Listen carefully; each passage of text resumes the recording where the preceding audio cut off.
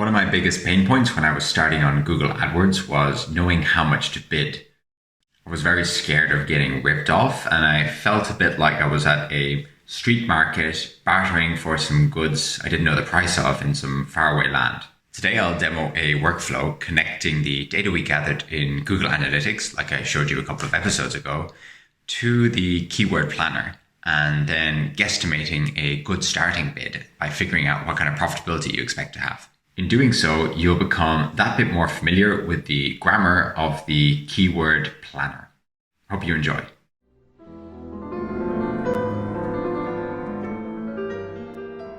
So far, I've demonstrated ways that the Google Keyword Planner allows you to explore the space of possible keywords and find promising keywords for you to start advertising on. Another important feature that it has is to guesstimate the price of advertising on various keywords. This data is not always provided, especially when there isn't that much traffic to a particular keyword. For example, we can see here that with PCLL conversion notes, we do get a rough estimate of the cost, 11 cents for top of the page at the low end. That just means that you had a very efficient ad, and €2.20 at the high end of the range. But there is no data for the next one, contract note rules.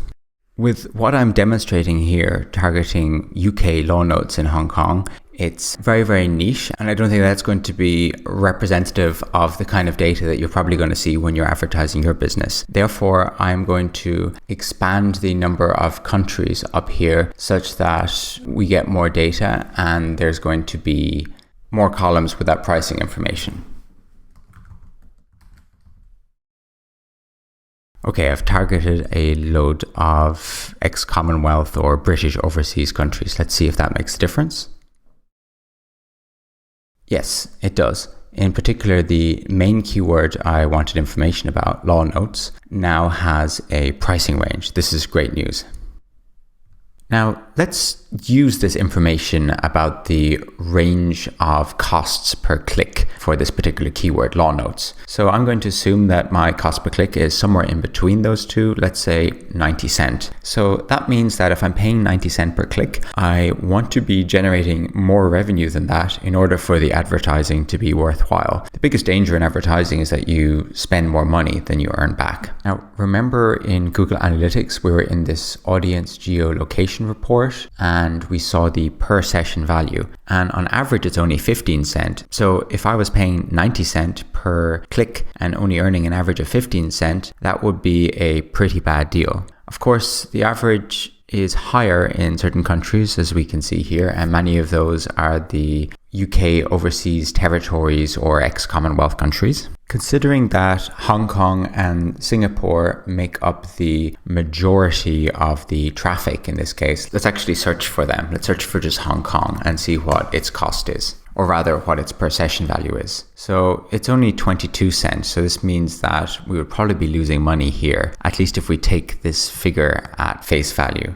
The thing is, though, we shouldn't be taking this figure at face value. The reason why is because the majority of traffic that arrives on the Oxbridge Notes website has no commercial intent. What do I mean by that? Well, a typical landing page for my website is a particular law case. For example, here we have Furness v. Dawson, and someone arriving on the website was just looking up the facts for this case, and they go over here, read these facts, and then they're done with the website, they leave. The reason I make this content public is because a very small percentage of people might go and click over here to search for some actual notes, or maybe click this upsell thing at the bottom. But the vast majority of people don't. Compare someone searching for the facts of a case on the internet to someone searching for actual law notes, the core product I sell, and the keyword that I want to target here. I would say that someone searching for law notes has a far higher commercial intent relative to my business. Of course, if the keyword were buy law notes, that would be the highest possible commercial intent, but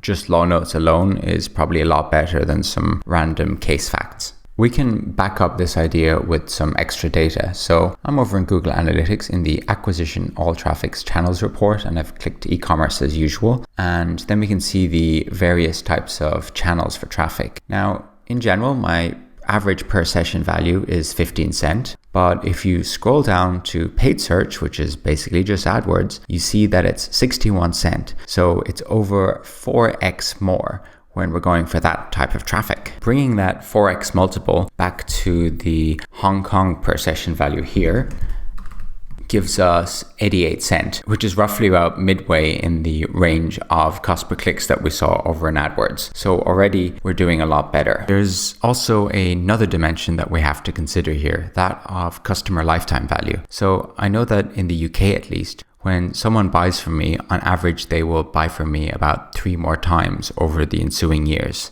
This may be somewhat true in the Hong Kong region. I say somewhat true because they may buy multiple notes for the same kind of exam. However, they mightn't be able to buy notes for as many of the postgraduate exams because there's a somewhat different system there. So let's assume that my customer lifetime multiplier is 1.5 in the case of Hong Kong. So if we bring up the math again, that's going to be the 88 figure we saw before multiplied by 1.5. So this is now my estimated value per session. And if my click is going to be about 90 cents, then I'm expecting to profit about 42 cents on each individual session.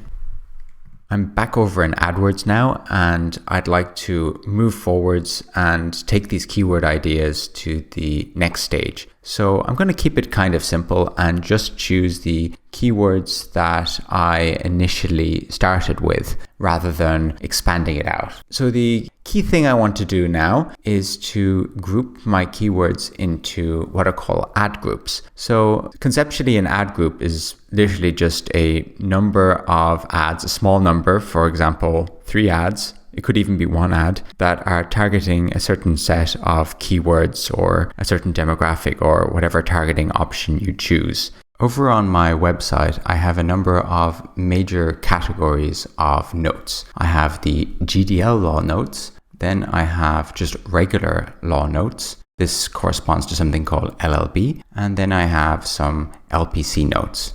Now, what I'm going to do is create an ad group for each of those major categories, i.e. an LLB or general law group, a GDL group, and an LPC group. So I'm going to start with the general one with the law notes keyword, law revision keyword, and law case summaries. So you can see there's 3 keywords selected here, and now I'm going to put them into a new ad group, and I'm going to call that LLB law. These are all going to be broad match style keywords. I'm going to go into some detail about that in a second. So remember to click add keywords to actually finalize it. Now I'm going to do the same thing with the LPC notes. I'm going to create another ad group. And also the same thing with the GDL notes. Now let's go and make sure that those groups were actually created. And we can see here, sure enough, that there's the GDL law, LLB law, and LPC groups. For some inexplicable reason, Google has changed the location on this page to Germany, even though it was a bunch of other countries like Hong Kong on the other page. So it's important that you constantly keep an eye on this and change it to what it should be. So I'm going to change that off camera now. I've now gone and updated the locations here, and you can see the data's changed. I'd like to talk you through this particular piece of data. It's very important. So it says here that your plan can get 18 clicks. That's over the next month. The time range is also changed here for €4 and a €1 max CPC. If I click on this, it brings up a very interesting graph. What this graph does is show you how many clicks I'm going to get depending on how much I bid for each click. So for example, if I bid 7 cents per click, I'm going to get 5 clicks over that time period. If I bid 26 cents, I get 14 clicks. So the main thing to notice here is that each additional click becomes more expensive. And at some point, it's kind of suboptimum to keep going. Like I get 19 clicks if I bid €1.05, and I only get an extra click if I bid $4.10. This graph ties into the principle that I talked about in a previous episode, that advertising gets increasingly more expensive as you try to bump up the volume of people you want to reach. An important thing to keep in mind when looking at these kind of graphs is how Google's auction system works. Basically, you end up paying not what you actually bid, but something that's a function of how much your best competitor has bid. A consequence of this is that if you bid the €4.10, you're not going to be paying €4.10 for every single click. You're probably just going to have to pay something along those lines for that last click. The other clicks being, the prices along this particular curve. So how should you determine what your max CPC is? Well, the upper limits of it should be what you expect to earn per customer. And in my case, it was €1.32 or something. So if I add that in, we get kind of an upper limit based on my estimates, which of course could be way off, but you have to start from somewhere. If I were to bid the max amount, then all the money that I generate through these extra sales would just go into paying for advertising. So that's not really worth my while. So I'm going to lower this down to a figure like 80 cents and then see what happens. I can now use the data here to predict how much extra revenue I'm going to be bringing into the business through this advertising campaign. So I have 18 clicks here, and then let's make it for 12 months.